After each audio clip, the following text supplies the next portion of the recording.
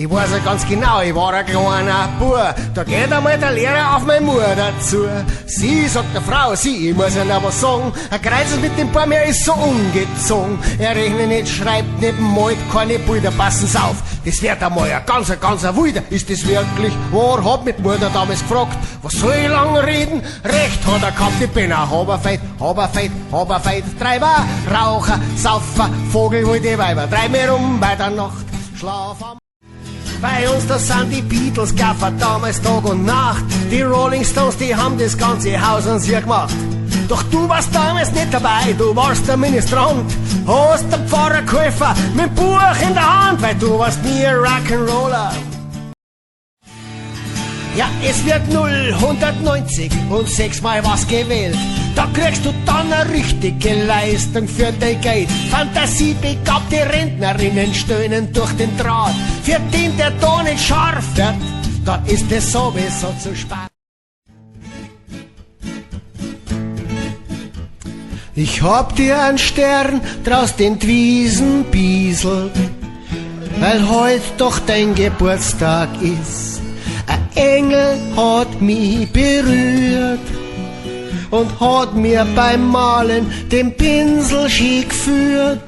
Und jetzt siehst du schon von fern im grünen Gras den feuchten Stern.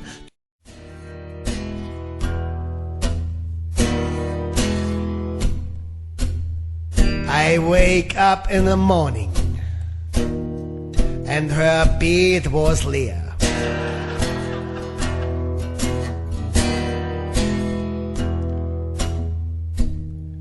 I say by myself, ja, da schau her.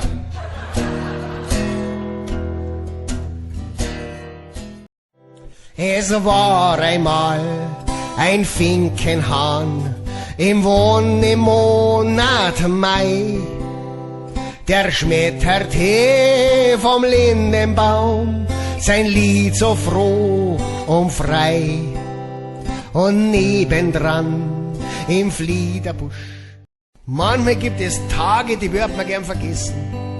Zum Beispiel diese Einladung bei Freunden zum Essen. Sie trinkt nichts, doch er hat wieder sauber zu viel erwischt. Kein Wunder, dass am nächsten Morgen der Kessel sauber zischt. 9:30 ist am Vormittag, doch sehr heimelig scheint es nicht. Die Mama sitzt am Küchentisch, sagt. Eine Mutter kommt ins Zimmer ihrer Tochter und findet dieses leer. Mit einem Brief auf dem Bett. Das Schlimmste ahnend macht sie ihn auf und liest. Liebe Mami, es tut mir sehr leid, dir sagen zu müssen,